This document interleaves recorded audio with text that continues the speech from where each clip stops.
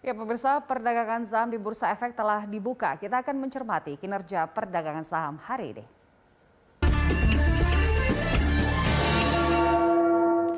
Dan untuk mengetahui pergerakan saham hari ini, pemirsa, kita telah terhubung dengan CEO Elko Ranfi di Indonesia Investama, ada Pak Fendi Susianto. Selamat pagi, Pak Fendi. Selamat pagi, apa kabar? Iya, Pak Fendi, indeks kita dibuka menguat pada pagi hari ini. Apakah penguatan ini akan terjadi sepanjang hari ini atau seperti apa, Pak Fendi? Ya, kita melihat memang kita lihat indeks sedang konsolidasi pada rentang sempit ya, terutama di level 6.050 hingga 6.150 ya. Nah, kalau saya melihat pergerakannya nampaknya pada sepanjang hari ini nampak akan berada di rentang sempit juga. Pengujian terhadap 6.150 tentu saja itu akan tetap terjadi, tapi kalau kita melihat terbatas ya. Karena fase indeks itu dalam 2 pekan ini sedang konsolidasi dengan pola-pola yang semakin mengerucut dan sempit ya, sambil menunggu informasi-informasi yang positif yang menjadi katalis yang bisa menggerakkan indeks pada pekan ini. Kita lihat sebenarnya berita positif sudah banyak ya yang kita lihat. Seperti di global sendiri, FDA sudah mengesahkan secara penuh ya, Pfizer, vaksin BioNTech juga ini memberikan angin segar ya, positif. Dan juga di Indonesia angka positif hariannya juga mengalami penurunan secara gradual dan diterapnya PPKM level 3. Jadi ini memberikan ketenangan sebenarnya ke investor domestik maupun global investor. Nah ini nampaknya masih menunggu kembali berita-berita positif yang cukup besar, terutama adalah kelanjutan ataupun kejelasan dari tapering program yang rencananya akan diterapkan oleh US itu akan cukup besar porsinya mempengaruhi indeks, sehingga indeks menunggu wait and see sambil konsolidasi. Oke, artinya memang untuk sentimen positif lebih mendominasi dari global. Kalau dari dalam negeri, apakah cukup untuk mendorong indeks kita hari ini, Pak Fendi? Ya sebenarnya cukup ya, cukup menahan ya, intinya adalah menahan pada level di bawah 6.050. Ya. Jadi beberapa positif newsnya tadi seperti adalah angka COVID positif yang terus menurun, bahkan sekitar 19 ribuan dan hopefully akan turun terus dengan diterapkannya PPKM level 3 secara gradual. Kemudian juga data-data perkembangan emiten juga on progress di kuartal ketiga ini nampaknya sudah mulai terbiasa atau adaptasi ya dengan pandemi COVID ini, sudah mulai ada peningkatan dan kelanjutan peningkatan dari kuartal kedua kemarin. Jadi kalau kita melihat secara umum rupiah juga cukup stable ya, pada kisaran 14.300, 14.450, kemudian juga dari yield obligasi 10 tahun Indonesia juga relatively cukup bagus ya, dengan tren penurunan. Ini menunjukkan sebenarnya minat global investor terhadap bond Indonesia itu cukup bagus. Apakah artinya di level yang saat ini kan ada di 6.112, mungkin ada sedikit koreksi wajar setidaknya sampai akhir pekan ini, Pak Fendi? Kalau saya melihat kalau toh terjadi koreksi maka indeks relatif kuat ya, bertahan di level 6.050 sebagai support baru ya. Ya. Jadi di rentang itu menurut saya minat investor sudah mulai bangkit kembali di level 6.050 jika terjadi koreksi ya.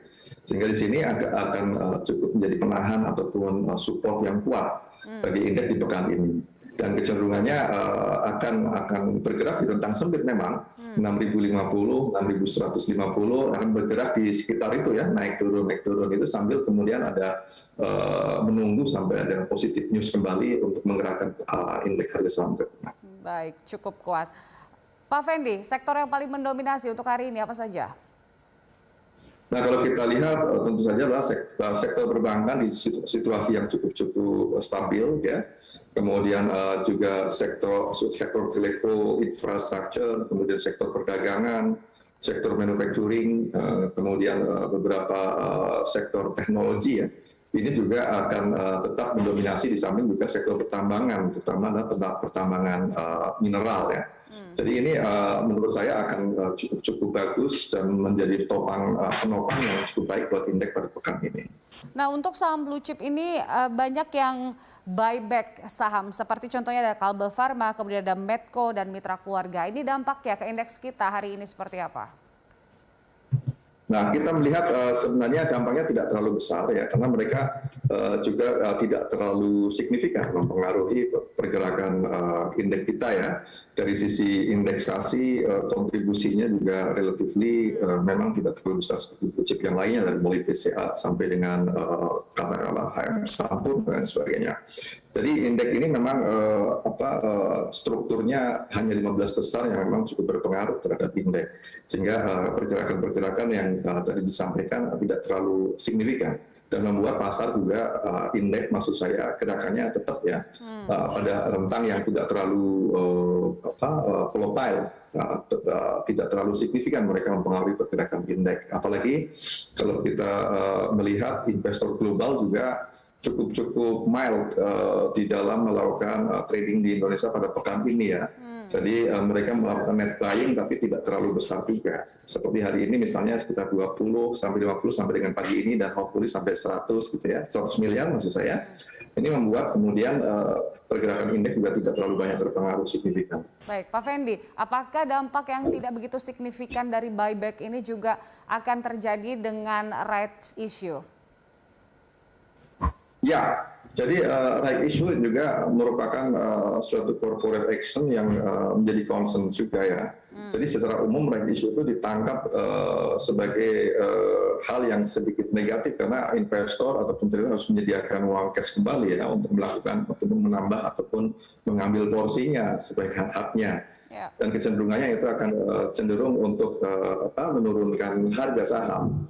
Jadi ini membuat juga investor lebih banyak punya pilihan lain. Artinya lebih mengambil pilihan untuk tidak mengambil hak tersebut, tetapi adalah mengambil pilihan untuk investasi ataupun trading pada saham-saham yang lain yang lebih menarik. Baik, artinya memang harusnya tidak memberikan dampak yang negatif kepada indeks ya, Pak Fendi? Tidak terlalu besar, karena kita harus untuk melihat dampaknya terhadap indeks. Ya, tadi saya sampaikan bahwa yang pertama, apakah dia memiliki kontribusi ataupun porsinya cukup besar terhadap indeks. Nah, itu juga pertama yang harus dilihat. Meskipun dia gerakannya kemudian cukup signifikan, tapi kalau kontribusinya terhadap indeks kecil, katakanlah 0,3, 0,5%, maka itu juga tidak akan terlalu berpengaruh. Di samping juga tadi secara umum pasar di kita untuk pekan ini, maksud saya 3 hari sekarang ini, juga dalam posisi yang tidak terlalu agresif. Jadi lebih banyak investor melakukan wait and see dan ditunjukkan oleh rentang indeks yang sedang konsolidasi sempit. Ya. Baik.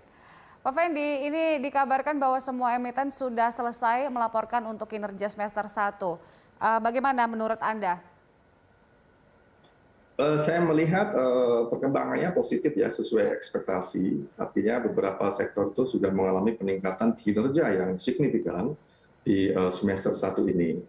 Nah, kita melihat sebagai penyumbang bagi indeks terbesar, misalnya di sektor perbankan, the big five-nya, itu juga semuanya positif ya, dengan pertumbuhan laba yang mengalami peningkatan signifikan, kemudian juga sudah kembali on track. Di samping juga sektor-sektor yang lainnya seperti sektor telco, sektor consumer, kemudian sektor energi, kemudian sektor perdagangan dan lain sebagainya, itu juga sudah membukukan keuntungan yang cukup signifikan.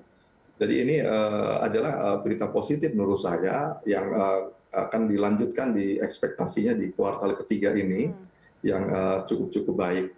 Dengan asumsi bahwa tapering program toh dilaksanakan pada akhir tahun, nah, kita melihat bahwa kita jauh lebih siap karena ini adalah antisipatif program dibandingkan dengan tapering program 2013 yang kurang antisipatif. Jadi lonjakannya atau pengaruhnya cukup signifikan bagi pasar kita. Jadi kalau kita melihat overall dari sisi risk profile kita di level low to moderate ya untuk indeks harga saham gabungan di paruh kedua di tahun ini. Baik, jadi untuk hari ini Pak Fendi, saham apa saja yang paling Anda rekomendasikan bagi para investor? Saya melihat bahwa di sektor perbankan itu masih sangat bagus ya. Jadi masih valuasinya masih murah ya. Terutama adalah misalnya saham BRI, kemudian saham BNI, kemudian juga di sana ada saham BTN ya. Kemudian kalau kita melihat Astra International juga atraktif gitu loh. Kemudian juga kalau kita melihat saham-saham di sektor pertambangan juga yang seperti PTBA juga menarik sekali. Kemudian juga saham-saham second liner, terutama adalah saham-saham di sektor bank digital mikro juga. Menurut saya pekan ini ataupun pekan depan ekspektasinya akan cukup bergairah, sehingga ini juga cukup menarik buat kita untuk lakukan strategi trading. Oke, itu dia rekomendasi untuk hari ini bagi para investor. Terima kasih untuk informasinya, Pak Fendi. Selamat pagi. Dan itu dia pemirsa CEO Elkoran Feed Indonesia Investama, Fendi Susianto.